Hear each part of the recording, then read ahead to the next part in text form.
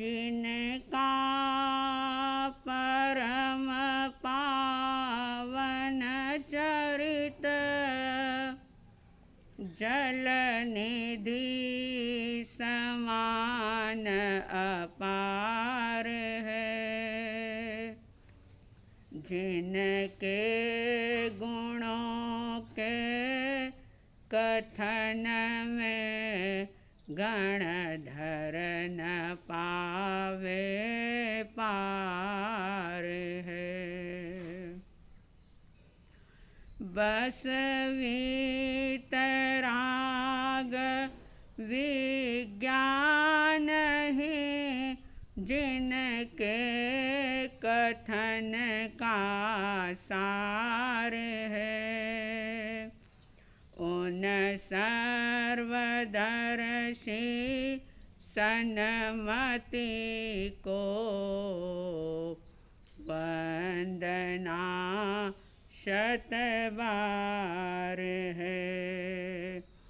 उन सर्वदर्शी सन्मति को वंदना शतबार है।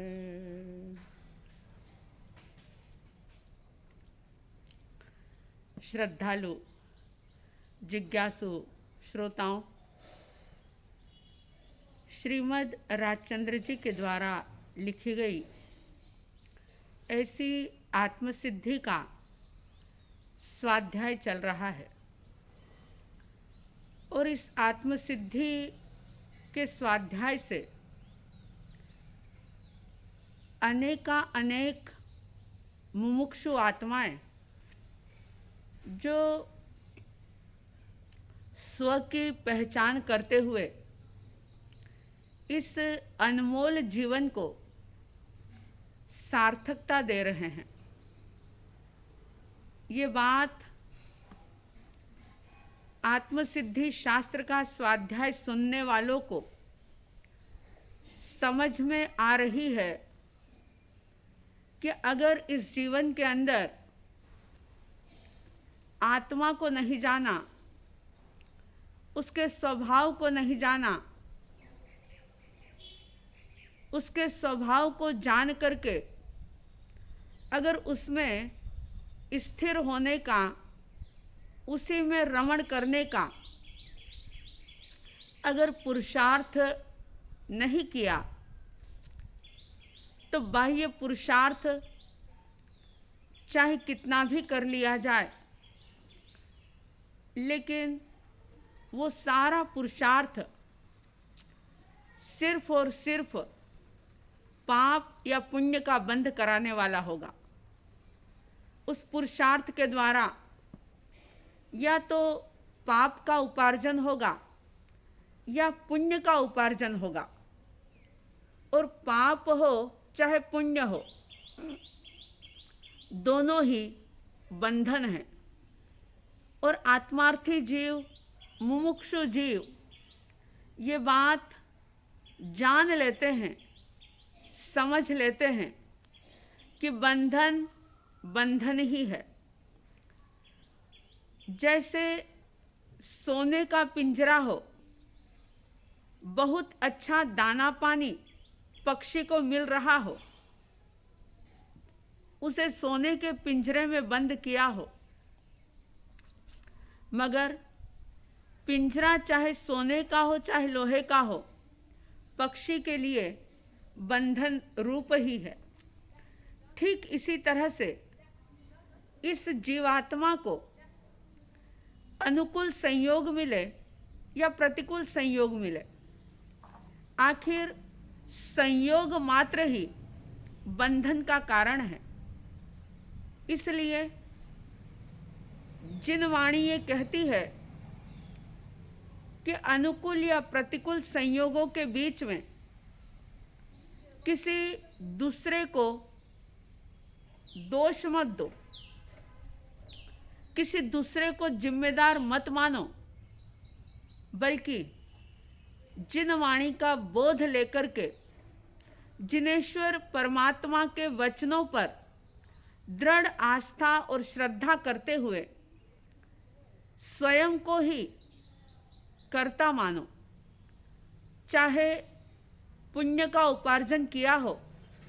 चाहे पाप का उपार्जन किया हो, लेकिन ये बंधन करने वाला, ये उपार्जन करने वाला अगर कोई है तो वह स्वयं का आत्मा है। जब घूम फिर करके व्यक्ति स्व तक पहुंच जाता है और ये मान लेता है कि ये सारे अनुकूल प्रतिकूल संयोग मेरे ही द्वारा निर्मित किए गए हैं, तो फिर अनुकूलता के अंदर वह फूलता नहीं और प्रतिकूलता के अंदर वह पीड़ित नहीं होता, परेशान नहीं होता, दूसरे किसी को दोष नहीं देता, बल्कि मान लेता है, जान लेता है कि ये सब मेरे ही अपने किए गए कर्म का प्रभाव है। लेकिन कुछ लोग ऐसे हैं जो आत्मा को कर्म का कर्ता नहीं मानते, और जिन वाणी ये कहती है कि आत्मा भाव करती है, भाव कर्म से द्रव्य कर्म उपार्जित होते हैं। कर्म वर्गणा के पुद्गल आत्मा की ओर आकर्षित होते हैं और आत्मा के साथ उन कर्म वर्गणाओं का एक संयोग हो जाता है, और फिर वही द्रव्य कर्म जो भाव के द्वारा किए गए थे, उन्हीं द्रव्य कर्म से सभी प्रकार के अनुकूल या प्रतिकूल संयोग प्राप्त होते हैं। तो जो लोग आत्मा को कर्म का कर्ता नहीं मानते और ये कहते हैं कि आत्मा कर्ता कैसे हो सकता है, जैसा कि पिछली गाथाओं में जिज्ञासा के रूप में या शंका के रूप में जो सवाल उपस्थित किए गए थे, उन्हीं का जवाब और आत्मा करता है, इस बात को सिद्ध करने के लिए श्रीमद् जी विभिन्न प्रकार के उदाहरण, विभिन्न प्रकार के स्पष्टीकरण प्रस्तुत करते हुए ये सिद्ध कर रहे हैं कि स्वयं ही विचार करो। जब स्वयं ही विचार करोगे, चिंतन करोगे, तो अपने आप ही समझ में आएगा कि वास्तव में भाव कर्म का कर्ता आत्मा है, और उस भाव कर्म के कारण से ही द्रव्य कर्म उपार्जित होते हैं, और द्रव्य कर्म के कारण से ही सारे अनुकूल प्रतिकूल जो भी ये शरीर और शरीर से जुड़ी हुई सारी चीजें संयोग के रूप में इस जीवात्मा को प्राप्त होती है। शिष्य ने एक जिज्ञासा की थी कि आत्मा असंग है और असंग आत्मा कर्मों का बंधन नहीं करती। यानी कि असंग का मतलब ये कि आत्मा निश्चित रूप से शुद्ध है, आत्मा निश्चित रूप से यानी निश्चय नहीं की दृष्टि से सिद्ध जैसा है। जैसा कि आप भी बोलते हैं, सुना है आपने भी कई बार, सिद्धा जैसो जीव है और जीव सो ही सिद्ध होए, कि कर्म मेल का आंतरा बूझे बिरला कोय। सिद्धों की आत्मा में और आपकी हमारी आत्मा में सिर्फ और सिर्फ अगर अंतर है तो मात्र कर्मों का अंतर है। उन्होंने सारे ही द्रव्य कर्मों को खत्म कर दिया और राग द्वेष आदि विकारी भाव वे नहीं करते, इसलिए द्रव्य कर्म का उपार्जन हो नहीं सकता। और जब द्रव्य कर्म का उपार्जन नहीं होता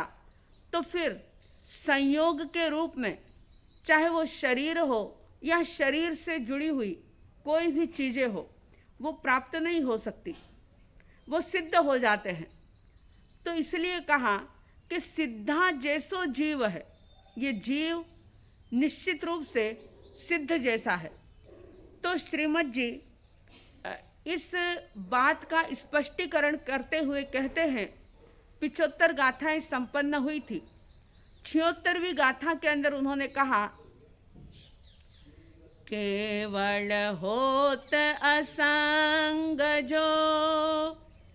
भासत तने न के,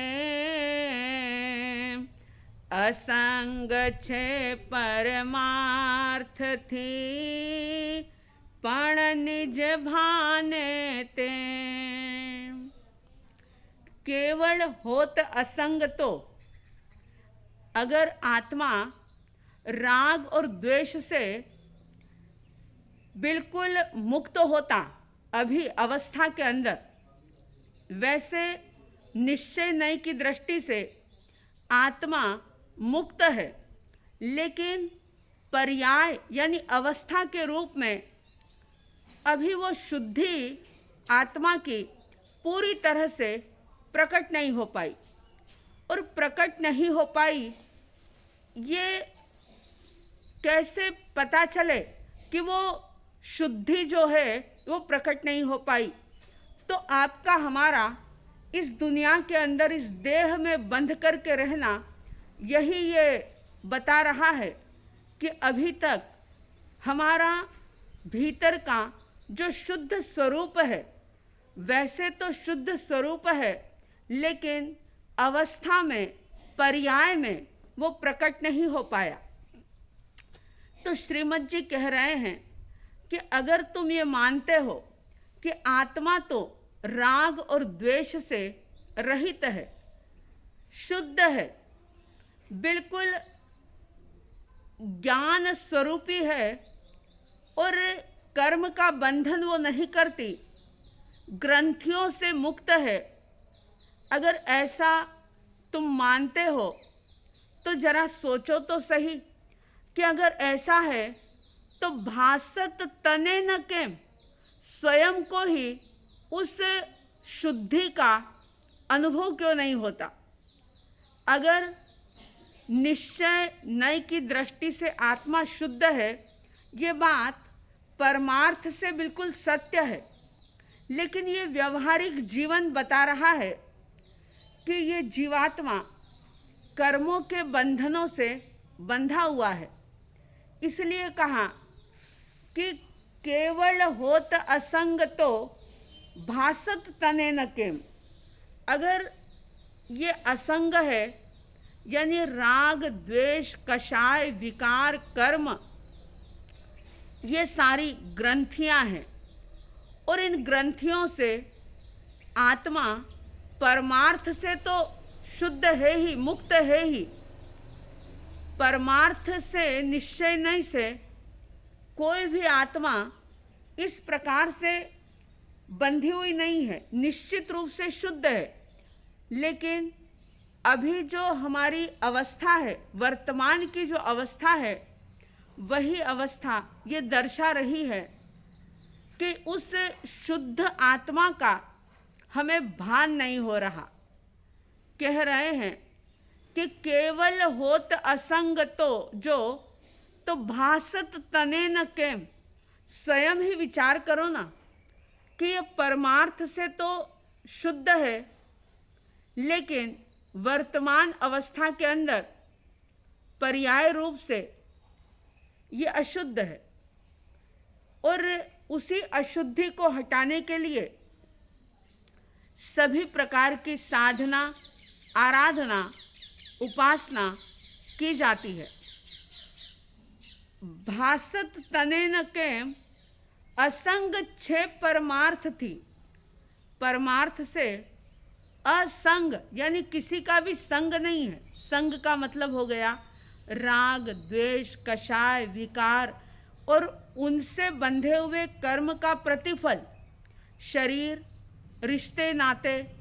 पद पैसा प्रतिष्ठा, यश कीर्ति, ये सारे जो भी हैं, ये सारे कर्म के प्रतिफल के रूप में हैं। तो असंग 6 परमार्थ थी, यानी परमार्थ से तो असंग है, लेकिन अभी वर्तमान में ये संग में दिख रहा है। आत्मा को शरीर का संग है, शरीर से जुड़े हुए संबंधों का संग है, और इसी संग के कारण से वह वर्तमान अवस्था में अपने शुद्ध स्वरूप को प्रकट नहीं कर पा रहा। तो कह दिया असंग 6 परमार्थ थी, पण निज भाने तेम। अगर निज का भान करोगे, अगर बहिर्मुखता से हट करके अंतर्मुखी बनने की कोशिश कोई भी व्यक्ति करेगा, कोई भी जीव करेगा, तो वह उस आत्मा के असंग अवस्था का अनुभव करेगा। अगर पुरुषार्थ नहीं किया और हर चीज से जुड़ते रहे, हर चीज को मेरा मानते रहे, हर एक के साथ अटैचमेंट का भाव दृढ़ होता गया, तो भला वो असंग अवस्था प्रकट कैसे होगी? क्योंकि जो पिछले जन्मों में भाव कर्म किए, उन भाव कर्मों के कारण से द्रव्य कर्म का बंधन हुआ, यानी ये संग हुआ आत्मा को कर्मों का, और उन द्रव्य कर्म के परिणाम स्वरूप शरीर और शरीर से जुड़ी हुई सारी ही चीजें प्राप्त हुई। अब सोचने वाली बात ये कि आत्मा कर्म का करता है, ये बात अगर समझ में आ जाए तो फिर व्यक्ति के भीतर में समभाव स्थापित होता है। अगर समझ दृढ़ नहीं हुई, तत्व का बोध नहीं हुआ, और किसी भी साधु साध्वी भगवंत का या जिनवाणी को सुनकर के अगर कोई ये सोचे कि मुझे समभाव में रहना है, मुझे क्षमा में रहना है, मुझे सहजता सरलता में रहना है, लेकिन तत्व का ज्ञान नहीं किया और ऐसे रहने का उद्यम किया, पुरुषार्थ किया, तो बिना तत्व ज्ञान के ये पुरुषार्थ जो है कभी भी कमजोर पड़ सकता है। अगर एक बार ये बात समझ में आ जाए कि मैं स्वयं जब जब भी राग द्वेष मिथ्यात्व कषाय का सेवन करता हूँ, तो मैं द्रव्य कर्म का बंधन करता हूँ, और द्रव्य कर्म के अनुसार ही ये नो कर्म यानी संयोग प्राप्त होते हैं। अब अगर ये संयोग प्रतिकूल है, शरीर साथ नहीं देता, बच्चे आज्ञाकारी नहीं, घर में पैसा नहीं, बीमारी पीछा नहीं छोड़ती, बिना मतलब का अपयश होता है, लड़ाई झगड़े और क्लेश होते हैं, अगर किसी के जीवन में ये सारी स्थितियां बनती है और वो व्यक्ति तत्व ज्ञान से निर्णय नहीं करे कि ये सब का मुख्य कारण क्या है, अगर तत्व ज्ञान करता है तो समझ में आ जाता है कि इसका कारण दूसरा कोई नहीं, मैं स्वयं हूँ। मैंने पिछले जन्म में राग द्वेष कषाय के भाव करके इन कर्मों का उपार्जन किया था, तो इसका कारण मैं स्वयं हूँ। और अगर तत्व का बोध ना हो तो व्यक्ति उन उपस्थित संयोगों के अंदर परिवर्तन करने की नाकाम कोशिश करता है, आर्त ध्यान रौद्र ध्यान करता है, समभावों से, क्षमा से, सहजता और सरलता से वो दूर दूर और दूर चला जाता है। तो ऐसे ये श्रृंखला चलती चली जाती है, बढ़ती चली जाती है कि भाव कर्म से द्रव्य कर्म उपस्थित होते हैं, अर्जित होते हैं, बंध होता है द्रव्य कर्म का, और उन्हीं द्रव्य कर्म से फिर ये सारे संयोग मिलते हैं, और संयोगों से राग द्वेष कषाय करके फिर से द्रव्य कर्म का बंध होता है, यानी भाव किए जाते हैं, और राग द्वेष कषाय के भाव करके फिर द्रव्य कर्म उपार्जित होते हैं और द्रव्य कर्म से फिर ये इसी प्रकार के अनुकूल प्रतिकूल संयोग मिलते हैं। तो एक बात जीवन में समझ लो, अक्सर मैं कहा करती हूं कि अगर असावधानीवश कोई बर्तन या कोई कांच का ग्लास आपके ही हाथ से अगर आपके पैर पर गिर गया तो आपको इतनी चोट महसूस नहीं होगी, लेकिन वही चोट अगर दूसरे किसी के निमित्त से मिली है, दूसरे के हाथ से कांच का ग्लास गिरा और वो आपके पैर पर गिर गया, तो उस वक्त आपको पीड़ा ज़्यादा महसूस होगी, आप सामने वाले के ऊपर ज़्यादा गुस्सा करेंगे, रिएक्ट करेंगे। तो मेरे कहने का अभिप्राय ये है कि जब हम घूम फिर करके स्व तक आ जाते हैं कि कोई करता नहीं, मैं स्वयं अच्छे और बुरे का करता हूँ, तो फिर अच्छा जो है संयोग उसके प्रति अहंकार नहीं होता और बुरे के प्रति द्वेष नहीं होता, दूसरे पर दोषारोपण नहीं होता। तो ये विचार करें कि निश्चय नहीं की दृष्टि से आत्मा सिद्ध के समान है, लेकिन व्यवहार में अभी अशुद्धि है और उसी अशुद्धि के कारण से हमारा स्व का जो स्वरूप है वो प्रकट नहीं हो पा रहा है। बस स्वाध्याय करते हुए उस स्व के स्वरूप को प्रकट करें, भीतर की जो शुद्धि है वो हमारी अवस्था में प्रकट हो, यानी पर्याय के रूप में प्रकट हो। ऐसा सम्यक पुरुषार्थ करते हुए मोक्ष मार्ग की तरफ आगे बढ़ें, साध्वी द्वय की तरफ से इन्हीं शुभ और मंगल भावनाओं के साथ। जय प्रभु महावीर, जय गुरु आनंद।